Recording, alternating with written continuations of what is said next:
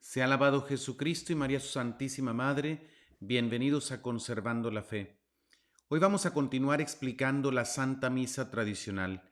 Para quienes no han visto el primer video que hemos grabado anteriormente, los invito a que vayan a verlo, porque allí comenzamos con las oraciones que el sacerdote hace al pie del altar, es decir, en la parte de abajo antes de subir a donde está el altar. Y son oraciones muy importantes, oraciones que ayudan al sacerdote a prepararse para ese encuentro tan tremendo, tan íntimo con el Señor, para ofrecer el santo sacrificio de Jesucristo por nosotros, para gloria de Dios y para nuestra salvación.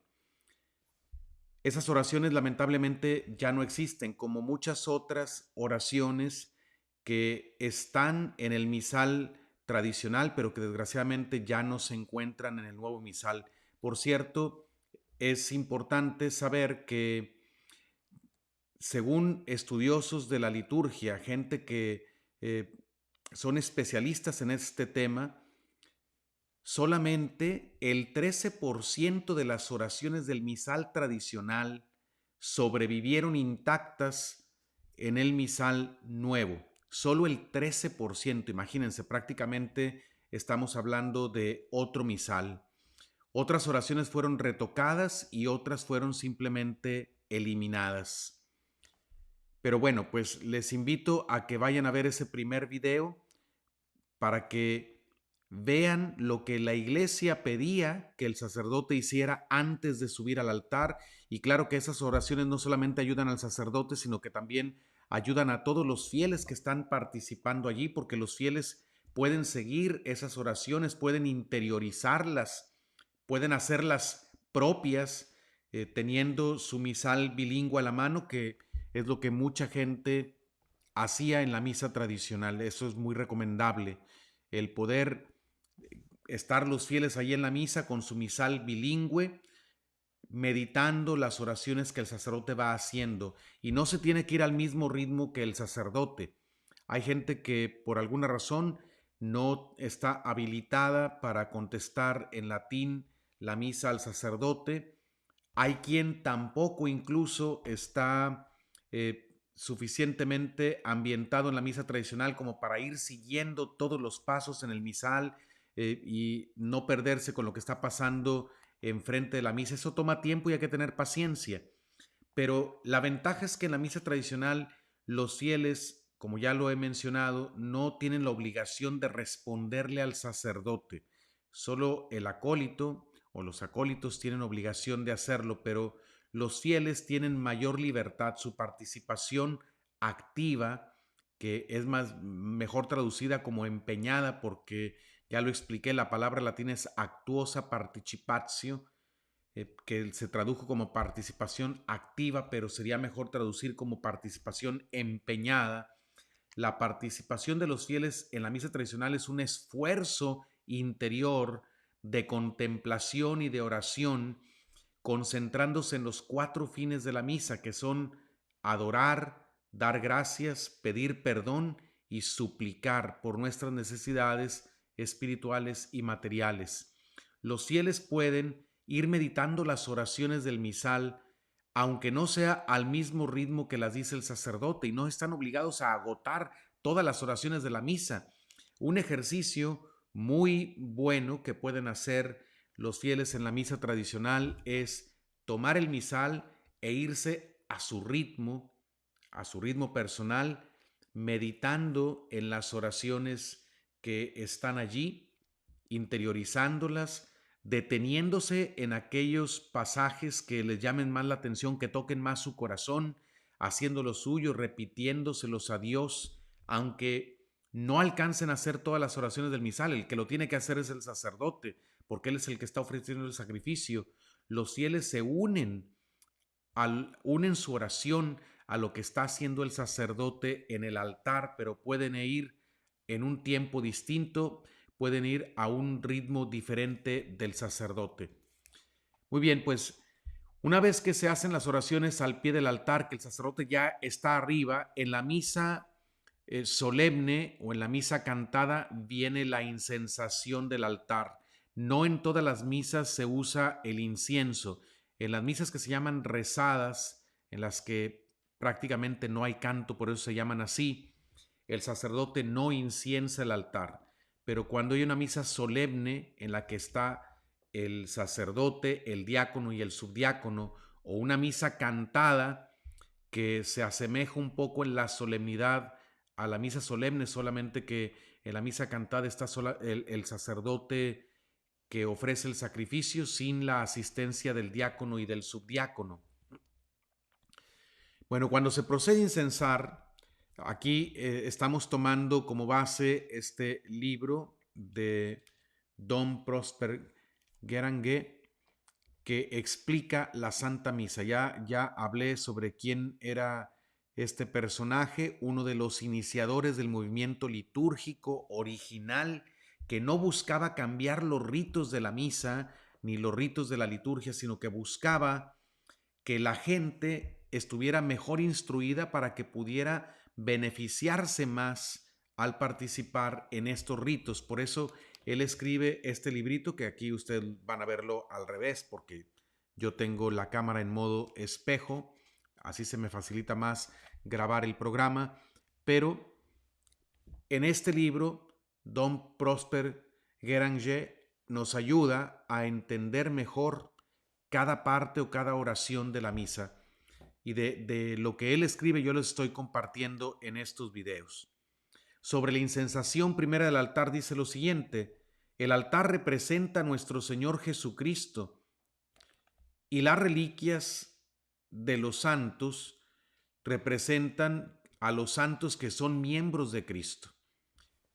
El altar, que normalmente debe de ser de piedra, si se puede, por eso se consagran los altares de piedra, un altar fijo que está pegado, tiene encima del altar está el sagrario, está pegado al sagrario el altar, representa a Cristo, porque Jesucristo es al mismo tiempo en la cruz víctima, sacerdote y altar.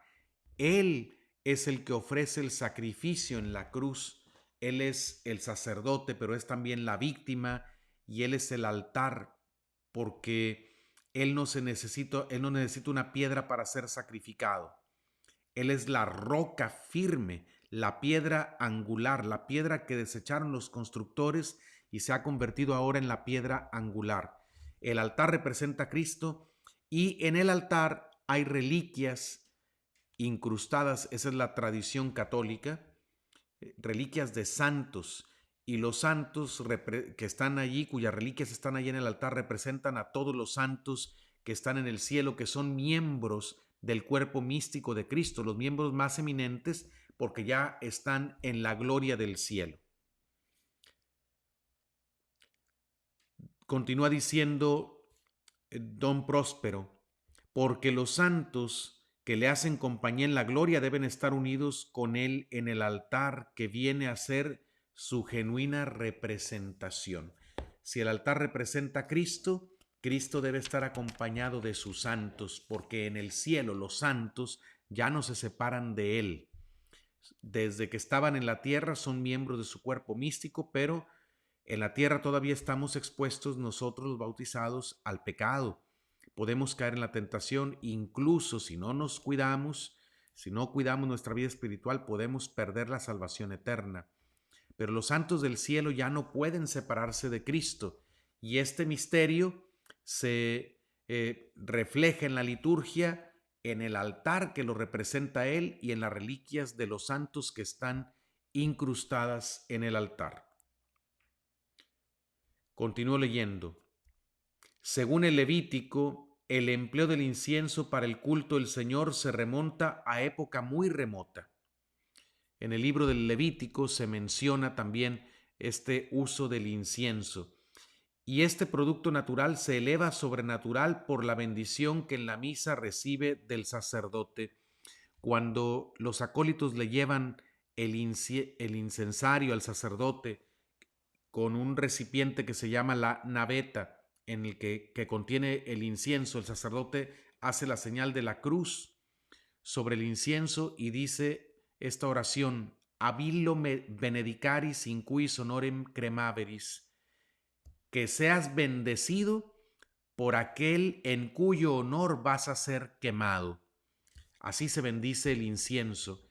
El incienso representa, pues, la oración del pueblo de Dios que se eleva, así como el perfume del incienso se eleva hacia arriba del templo, así también la oración de la iglesia se eleva hacia el cielo. Y el incienso tiene un suave aroma, un aroma agradable. También la oración de la iglesia tiene un olor de suavidad, un olor agradable para Dios. San Juan en el Apocalipsis contempla al ángel que con un incensario de oro en las manos permanece postrado en el altar donde está el Cordero, al cual dan corte de honor 80 ancianos. Esto está en Apocalipsis capítulo 8, versículo 3. Vamos a ver que muchas de las oraciones de la misa tradicional o de los gestos de la misa tradicional tienen fundamento en la escritura. La palabra de Dios está constantemente presente en la misa tradicional, en las oraciones, en los versos de la Biblia que se rezan en diferentes momentos de la misa, en los gestos, como en este caso la incensación. Se habla del incienso en el Levítico, se habla del incienso también en el libro del Apocalipsis. Recuerden que el Apocalipsis es una visión que Juan tuvo del cielo, de las cosas últimas y de la gloria que tiene Dios en el cielo. Y allá en el cielo dice hay un ángel que está postrado con un incensario dorado. La iglesia, dice don Próspero, esposa fiel del Cordero, procura imitar sobre la tierra lo que se hace en el cielo, a honra y gloria de su esposo.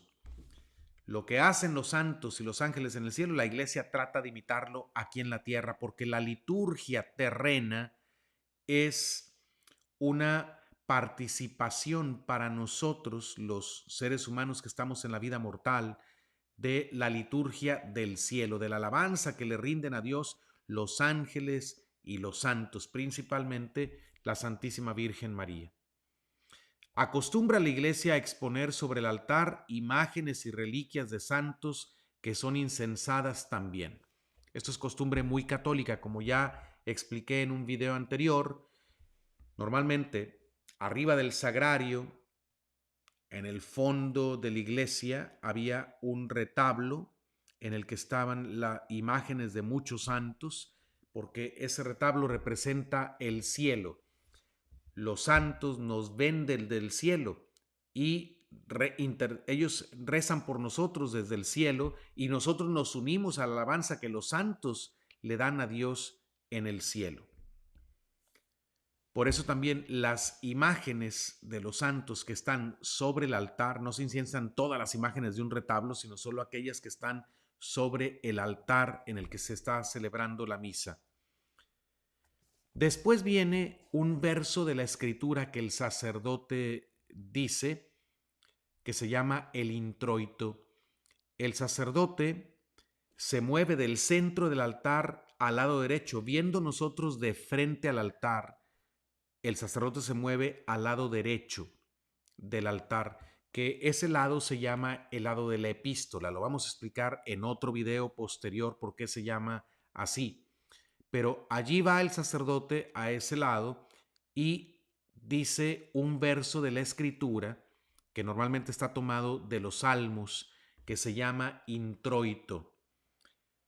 Terminada la ceremonia de la incensación, comienza el sacerdote la recitación del introito.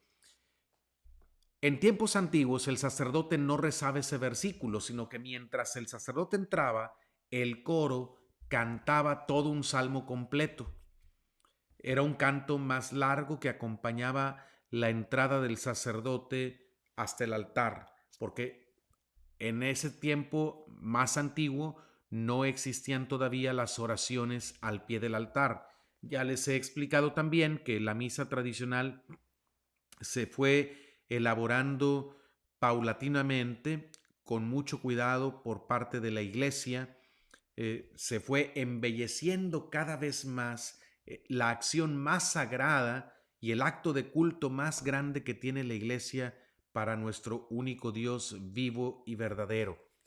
Ha habido un desarrollo, pero históricamente hubo un tiempo en que no existían esas oraciones al pie del altar y el coro cantaba todo un salmo. Como una reminiscencia de aquel salmo que se cantaba, quedó el introito, un versito o unos dos versitos de la escritura o de los salmos que el sacerdote lee. Son normalmente versos de la escritura que tienen que ver con el tinte de la misa que se está celebrando, ya sea con el tiempo litúrgico o con la fiesta que se está celebrando o con el santo del día, cosas que nos ayudan a entrar en el ambiente litúrgico, por decir así, de cada misa en específico. Continúo leyendo.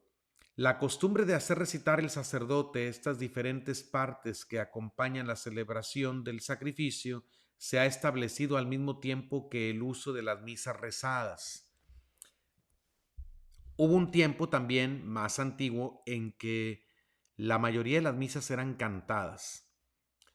Se cantaba la mayor parte de las oraciones de la misa, pero después esto permaneció porque siempre hubo misas cantadas, pero se empezaron a usar también las misas rezadas para que los sacerdotes pudieran celebrar todos los días y así ofrecer el santo sacrificio por las intenciones de los fieles, porque recuerden que el sacerdote siempre que celebra la misa reza por toda la iglesia, pero es una costumbre católica mandar decir misas por alguna intención, ya sea por un difunto o por algún vivo, una intención particular, una acción de gracias, para que los sacerdotes tuvieran mayor facilidad de ofrecer estas misas. Se fue haciendo la costumbre de decir las misas en forma rezada, de manera que no era necesario tener un coro sofisticado para cantar todos los cantos en el canto gregoriano, que era eh, el canto propio de la liturgia latina. Eso no siempre se podía tener.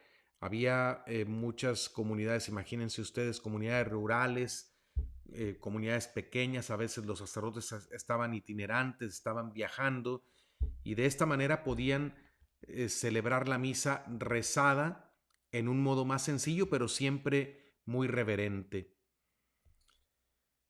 Por esta razón, los misales antiguos no son iguales a los que se usan hoy en día, pues contenían únicamente las oraciones colectas, secretas, poscomuniones, prefacios y el canon, y se les daba el nombre de sacramentarios. Bueno, todas esas partes que está mencionando aquí, oraciones colectas, secreta, poscomunión, prefacios, etcétera, eso lo vamos a ir viendo en los próximos videos.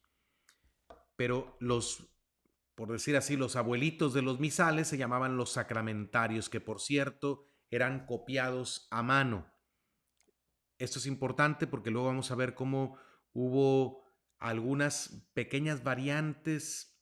Esto era normal, pues el que estaba copiando de un sacramentario para hacer uno nuevo, a veces se tomaba la libertad de cambiar una palabra por otra que le parecía más clara o mejor dicha, y esto provocó que hubiera pequeñas variantes no importantes entre los sacramentarios.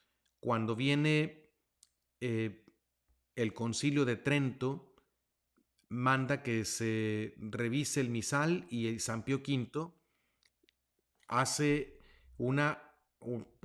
nombra un equipo para que ellos se aseguren de que la misa se celebre según la costumbre y la norma de los santos padres. Ya para ese tiempo había la imprenta, no era necesario copiar a mano los antiguos sacramentarios. Así es que en 1570 se imprime el misal de San Pío V y ya queda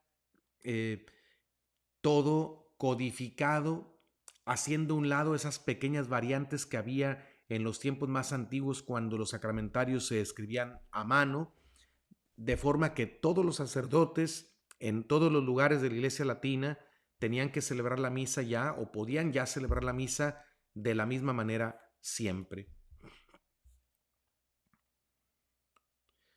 Y por otro lado, los cantos se encontraban en otro libro que se llamaba el Antifonario, pero ese libro ahora se conoce como el Gradual. El sacerdote y lo mismo el coro hacen la señal de la cruz al empezar el introito, por considerarse esta parte como el comienzo de las lecturas. Si cuando el sacerdote va hacia el lado, como les digo, viendo de frente al altar, al lado derecho, a decir el introito, comienza haciendo la señal de la cruz al mismo tiempo que empieza a leer ese verso de la Escritura, pero ya se nos dice por qué, porque se considera que ya desde ese momento está comenzando las lecturas y de hecho el introito son versos de la palabra de Dios. Después sigue el Kyrie. En la misa rezada, el sacerdote vuelve al centro del altar y siempre mirando hacia el oriente o mirando hacia la cruz, hacia el sagrario, que ya lo explicamos muy bien en un video anterior, no está de espaldas al pueblo el sacerdote, sino que está de frente a Cristo. Pero una vez en el centro del altar, el sacerdote va a decir Kyrie eleison, Christe eleison, Kyrie eleison. 3 veces cada una de estas exclamaciones. Kyrie eleison significa Señor, ten piedad. Christe eleison, Cristo, ten piedad. Y Kyrie eleison, Señor, ten piedad. Son 3 Kyries al Padre, 3 Señor, ten piedad al Padre, 3 Kyries al Hijo, Christe eleison, Cristo, ten piedad. Y 3 Kyrie eleison, 3 Señor, ten piedad al Espíritu Santo. Aquí se toma en cuenta a las 3 personas divinas, que son el único Dios vivo y verdadero. Y estas exclamaciones se hacen de modo intercalado. El sacerdote dice una, los acólitos responden otra, y luego el sacerdote, y así de modo intercalado se va haciendo el Kyrie eleison, 3 Kyrie eleison, 3 Christe eleison, 3 Kyrie eleison. Se invoca a las personas de la Santísima Trinidad. Y estas en total son 9 exclamaciones que nos recuerdan los 9 coros de ángeles que cantan en el cielo ante el trono del Altísimo. 9 exclamaciones porque son 3, 3 y 3 para cada una de las personas divinas. Y esas 9 exclamaciones nos recuerdan los 9 coros de ángeles. Vean cómo todo tiene sentido en la misa tradicional. En la misa actual ya no se dicen 3 Kyries al Padre, 3 Kyries al Hijo, 3 Kyries al Espíritu Santo. Esto ya se quitó. Pero al cambiar las cosas, al hacerlo más breve, se pierde algún significado que tenía en la tradición. El recordar estos 9 coros de ángeles del cielo. Es importante esto porque el Kyrie prepara al Gloria y el Gloria es el cántico de los ángeles. Ahorita vamos a hablar también del Gloria, pero ya desde el Kyrie eleison estamos de algún modo haciendo memoria de los coros de ángeles que están en el cielo y como ya lo he mencionado, de este modo significamos que nos estamos uniendo aquí en la tierra a la liturgia del cielo. Enseguida viene el canto del Gloria. El sacerdote levanta las manos para exclamar Gloria in excelsis Deo y luego las junta como en un modo de, al levantar las manos, eso nos recuerda que está elevando una oración a Dios y luego junta las manos de esta manera como estamos acostumbrados a ver nosotros esta posición que implica recogimiento, que implica también actitud de oración. actitud de concentración en Dios. La postura es muy importante, la postura tanto del sacerdote como de los fieles es muy importante. Todo dice algo de nuestro interior. La manera como nos comportamos en la misa expresa lo que hay en el interior. Por eso estos detalles la iglesia siempre los cuidó. No es que el sacerdote podía tener las manos puestas donde sea, de cualquier manera. No. En la misa tradicional se marca muy bien en todo momento dónde deben de estar las manos del sacerdote. Y esto para ayudarlo también a concentrarse y para ayudarlo a que con su mismo cuerpo esté orando. Toda la persona, alma y cuerpo está concentrada en el Señor. Y el cuerpo se va moviendo según lo que la liturgia está pidiendo, según lo que en la liturgia se va rezando, porque se ora con el alma, pero también se ora con el cuerpo. Por eso no son cosas secundarias o no son aspectos inútiles que se pueden descartar. De hecho, se han descartado lamentablemente, pero no debió nunca de ser así. Este himno del Gloria es de los más antiguos que tiene la iglesia, nos dice don Próspero Guéranger. Su origen está en los comienzos de la iglesia y se encuentra en todos los misales de la iglesia de Oriente también. No solamente en Occidente, sino en los misales de la iglesia de Oriente. Así es que cuando rezamos el Gloria, pero el Gloria tradicional, porque es el que dice las palabras de la tradición, estamos haciendo una oración que se hace desde los primeros siglos de la iglesia, tanto en Oriente como en Occidente.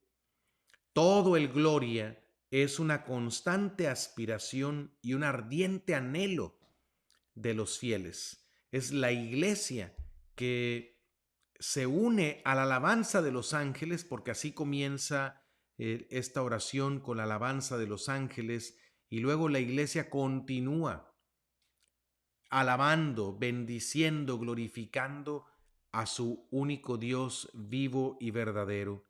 El Gloria comienza con estas palabras: Gloria in excelsis Deo et in terra pax hominibus bone voluntatis.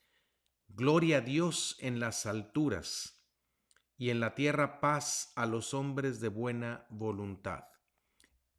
Esto es lo que los ángeles cantaban la noche del nacimiento de Cristo en la tierra, cuando fueron a anunciar a los pastores que había nacido un Salvador.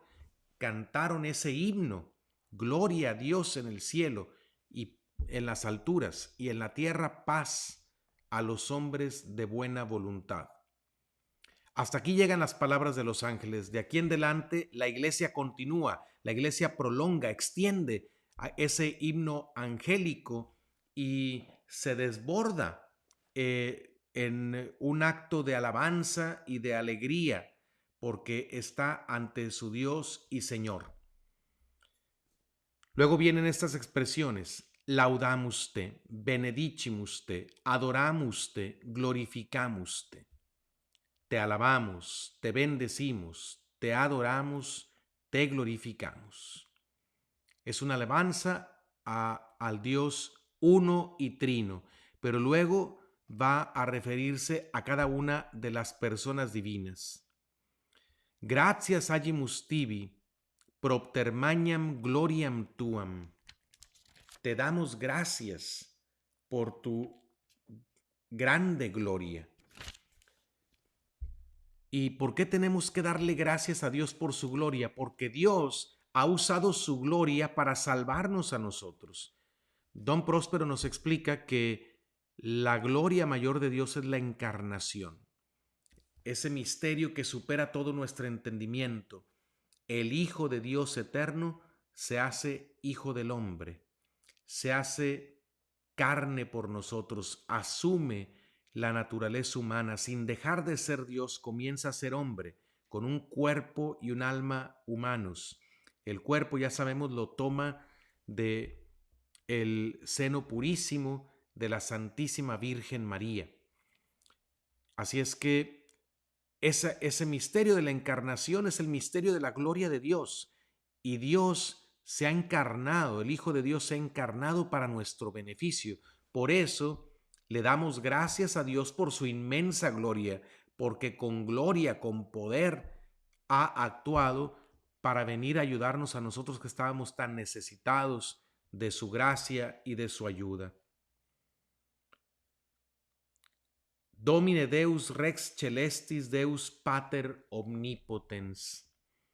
Señor Dios, Rey Celestial, Dios Padre Omnipotente o Todopoderoso. Son sinónimos, omnipotente y todopoderoso. Aquí ya se refiere a Dios Padre. Deus Pater Omnipotens, Dios Padre Omnipotente. La característica de omnipotente le pertenece tanto al Padre como al Hijo como al Espíritu Santo, pero se le atribuye más a la primera persona porque del Padre brota todo. Del amor del Padre ha brotado la creación. Es el Padre el que ha engendrado al Hijo. El Espíritu Santo procede del Padre y del Hijo. Esto no es en el tiempo, esto es en la eternidad. No es que haya habido un tiempo en que estaba solo el Padre y después llegó el Hijo y después llegó el Espíritu Santo. No, no es así. Cuando decimos que el Padre ha engendrado al Hijo, nos referimos a una generación que se da en la eternidad, sin pasado, sin presente, sin futuro. Un instante siempre presente que no se acaba. Es difícil de entender para nosotros esto porque estamos en el tiempo. Más bien, podemos tener una cierta idea de lo que es la eternidad, pero no la podemos comprender totalmente porque supera nuestra capacidad. Pero Dios no está en el tiempo, Dios está en la eternidad.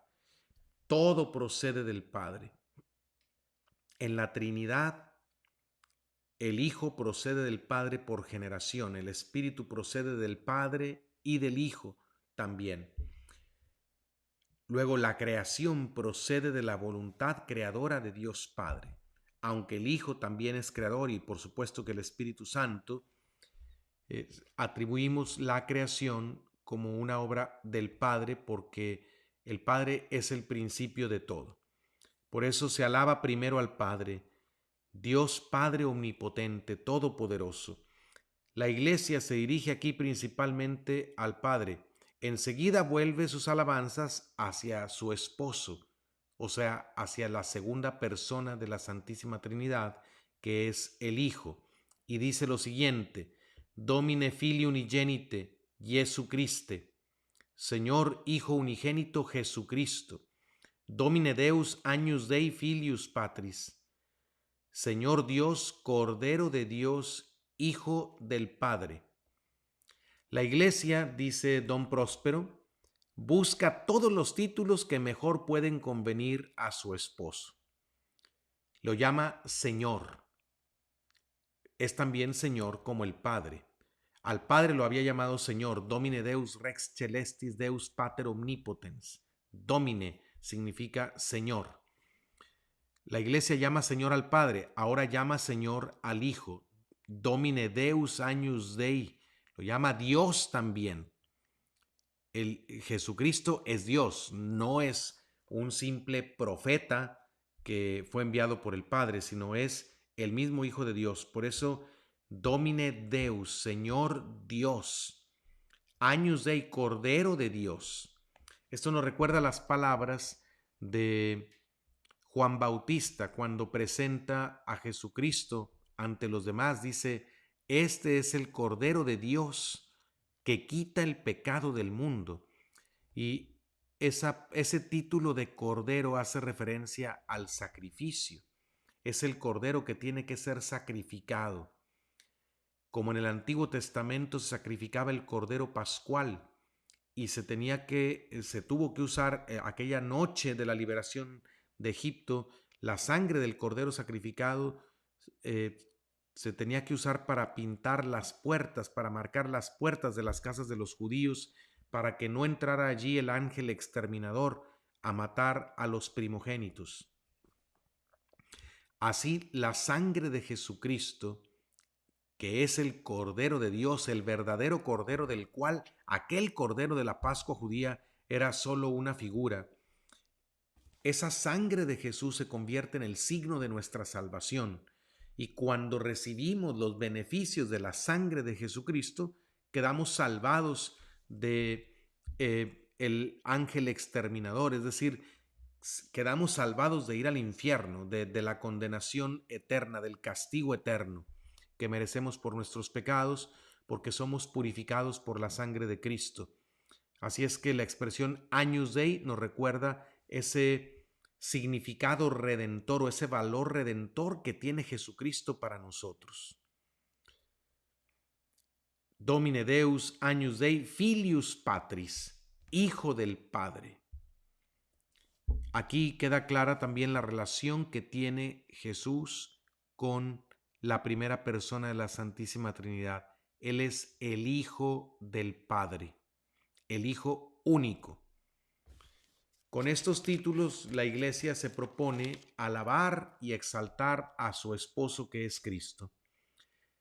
Se resuelve a recordar a su esposo que siendo el Cordero de Dios se dignó borrar los pecados del mundo.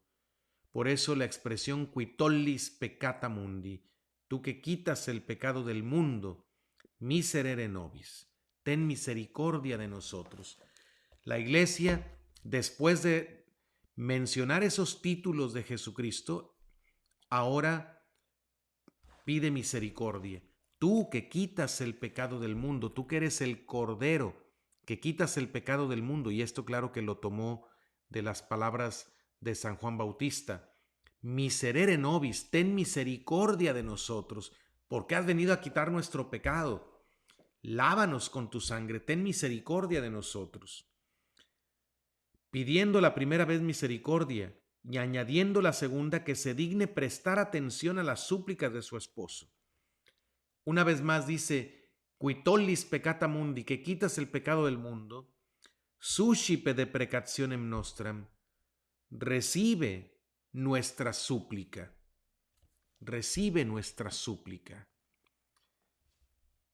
Es pedir misericordia también, esta vez no solamente para que nos perdonen los pecados, sino para que escuche las oraciones que le estamos haciendo, porque recuerden que uno de los 4 fines de la misa es suplicar, pedir la ayuda que necesitamos en nuestras necesidades espirituales y materiales.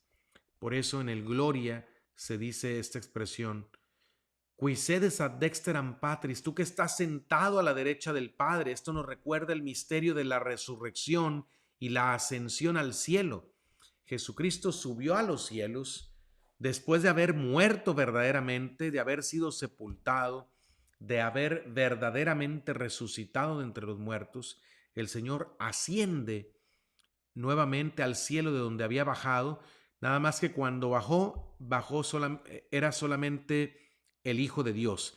Por la encarnación se hace Hijo del Hombre, sin dejar de ser Dios. Al ascender al cielo, Jesucristo asciende con su divinidad, pero ahora también con nuestra humanidad, con su humanidad, con su cuerpo y su alma humanos que asumió en la encarnación, de los cuales no se separará jamás. Para toda la eternidad, el Señor será verdadero Dios y verdadero hombre, y está sentado a la derecha del Padre. Esto significa que tiene en el cielo la misma gloria que le corresponde al Padre, la misma dignidad de Dios, porque Él es Dios, un solo Dios con el Padre y el Espíritu Santo. Y vuelve a decir la Iglesia, miserere nobis, ten misericordia de nosotros, ya que estás allá arriba, junto al Padre, a su derecha, como nuestro sumo sacerdote, ten misericordia de nosotros, acuérdate de los que estamos aquí en la tierra e intercede por nosotros. Después dice la Iglesia, quoniam, ¿por qué? Tu solus sanctus, tu solus dominus, tu solus altissimus, Jesu Christe. Solo tú eres el santo. Es que Jesucristo es Dios, por eso Él solo es santo.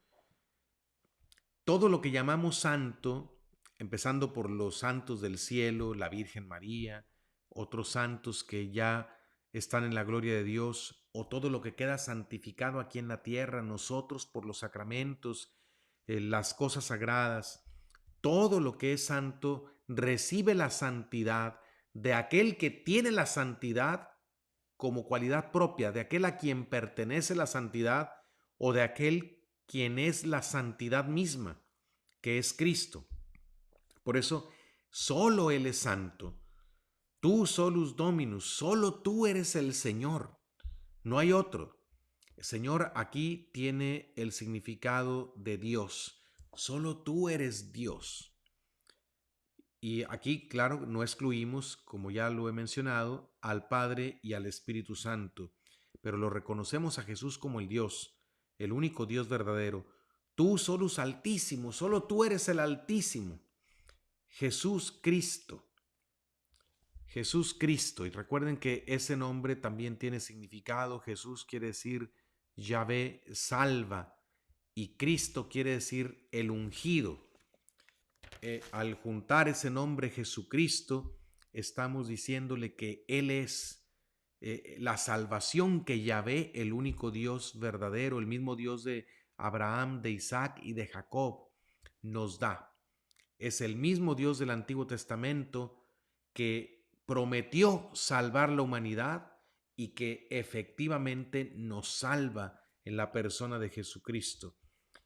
Y además Él es el ungido, prometido también en las profecías del Antiguo Testamento, que se presenta Él en su encarnación como el ungido por el Espíritu Santo, el que posee el poder del Espíritu Santo para realizar la obra de nuestra salvación. Y finalmente se hace una alusión a la tercera persona de la Santísima Trinidad, cum sancto spiritu in gloria Dei Patris. O sea que aquello que se está diciendo del Hijo, cum sancto spiritu, con el Espíritu Santo, también se le dice al Espíritu Santo. El Espíritu Santo es verdadero Dios, junto con el Padre y el Hijo. Por eso las alabanzas que se le dan al Hijo en el Gloria, que se le acaban de dar, se le aplican también al Espíritu Santo. Y están Padre, Hijo y Espíritu Santo, están unidos en la misma gloria, en la gloria de Dios Padre. De este modo se menciona la Santísima Trinidad. Por eso, cuando se dice esta expresión al final del Gloria, cum sancto spiritu in gloria Dei Patris, el sacerdote y los ministros se santiguan, hacen la señal de la cruz porque se están mencionando las tres personas divinas. Porque el Padre, el Hijo y el Espíritu Santo no pueden estar separados. Luego viene lo que llamamos la oración colecta. Una vez que se ha terminado el Gloria, el sacerdote besa el altar y se vuelve hacia el pueblo diciendo Dominus vobiscum, el Señor con ustedes, el Señor esté con ustedes. Aquí la iglesia se propone, dice don Próspero, llamar de algún modo la atención de los fieles y recordarles que el sacerdote va a pronunciar la colecta, la oración colecta. Esto es una oración en la que recoge los deseos de toda la asistencia y presenta a Dios sus diversas peticiones. En la oración colecta, el sacerdote recoge, de allí viene la palabra colecta, viene del latín colligere, que significa reunir o coleccionar. El sacerdote recoge las intenciones de los fieles, las oraciones de los fieles que están ahí presentes. Por eso es muy importante estar presencialmente en la misa, porque el sacerdote recoge las oraciones de los que están allí y, por decir así, las une todas en una oración, porque se va a ofrecer el sacrificio por los vivos y por los difuntos. Pero por los vivos que están allí, el sacerdote reza. También la oración colecta normalmente nos marca el tinte, por decir así, de la liturgia del día. Tiene que ver muchas veces con el tiempo litúrgico en el que se celebra la misa, con la fiesta del santo, la fiesta del misterio, con el misterio, perdón, que se celebra en la misa. Por ejemplo, si es la asunción de la Virgen María a los cielos, si se trata de su Inmaculada Concepción, si se trata de Corpus Christi, etcétera. La oración colecta muchas veces hace referencia a el misterio que se celebra o el tiempo litúrgico en que se está celebrando la misa. Pero la oración colecta también nos sirve porque marca el espíritu con el que tenemos que estar ahí en la misa o lo que toda la iglesia en todo el mundo está pidiendo ese día. Bueno, al menos en todo el mundo donde se celebra la misa tradicional, porque las oraciones colectas ya muchas fueron, la gran mayoría fueron cambiadas. Al acabarse esta oración, el coro contesta amén. También el pueblo puede contestar amén. Cuando se habla aquí del coro se refiere a los sacerdotes que están allá arriba participando en la misa, que no están concelebrando porque no existe la concelebración en la misa tradicional, pero están en el área del presbiterio, en lo que se llama el coro, o también a los acólitos que están sirviendo la misa. Se contesta amén y dice don Próspero como si dijesen, sí, eso es lo que nosotros pedimos y damos nuestra aprobación a cuanto se acaba de decir. Vuelve a encontrarse esta primera oración de la misa en las vísperas, en los laudes, en la tercia, sexta y nona. Es decir, la oración colecta de la misa tradicional se repite en la liturgia de las horas tradicional que se llama el oficio divino. Son las diferentes horas en que la iglesia hace oración, la oración de la mañana, la oración de la tarde principalmente, que se llaman laudes y vísperas, o las oraciones de horas intermedias como la tercia, sexta y nona. Son oraciones del oficio divino o del breviario romano. Y allí se vuelve a decir la oración que se dice en la misa del día. Después de haber obtenido la paz del Señor besando el altar, fíjense bien, la anuncia al pueblo como si la llevase en sus brazos y los extiende diciéndole Dominus vobiscum. Es que antes de decir la oración el sacerdote ha besado el altar y como que recibe la paz del altar que representa a Cristo, se voltea hacia el pueblo y hace este movimiento Dominus vobiscum. Extiende las manos hacia el pueblo como comunicándoles esa paz que ha recibido del altar al besarlo. Pero para decir este Dominus vobiscum, el sacerdote se pone de frente al pueblo. Luego se vuelve a voltear para hacer la oración hacia el oriente. El pueblo responde et cum spiritu tuo, y esto significa que el pueblo está completamente unido. Al decirle y con tu espíritu, el pueblo está diciendo que está unido completamente en intención al sacerdote, porque eso es lo que tiene que suceder con los fieles que participan en la misa. Pueden estar rezando cada uno alguna oración que le ayude más a adentrarse en el misterio del sacrificio de Cristo en la cruz, o pueden estar siguiendo la misa, participando de diferentes maneras, pero todos tienen que estar unidos en un mismo espíritu, todos tienen que estar en la misma sintonía y todos los fieles saben que sus oraciones que están haciendo en lo individual están uniéndose a el sacrificio que el sacerdote ofrece en el altar.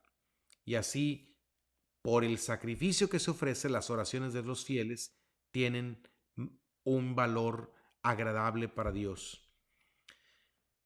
Para decir la colecta, debe tener el sacerdote los brazos extendidos, practicando de este modo la antigua manera de orar de los primeros cristianos. El sacerdote extiende los brazos, normalmente en la misa tradicional los extiende, no debe de pasar de los hombros, ni más arriba de los hombros, ni más hacia afuera de los hombros, pero se conserva el extender los brazos para decir la oración, porque así se menciona que en la Biblia que rezaban los judíos y también así se menciona o así sabemos que rezaban los primeros cristianos, sobre todo porque se han encontrado algunas pinturas en las catacumbas y se les representa así orando con los brazos extendidos. A esas pinturas se les da el nombre de los orantes. Pues bien, queridos hermanos, vamos a llegar hasta aquí en esta explicación de la misa tradicional. Espero que a todos les ayude a participar mejor, a entender mejor lo que sucede en la misa y a sacar mayor provecho de este magnífico tesoro espiritual de la Iglesia Católica que es la Santa Misa tradicional, el acto de culto más grande que le podemos dar a Dios. Les deseo que Dios los bendiga a todos ustedes y les invito a que conserven su fe. Hasta la próxima.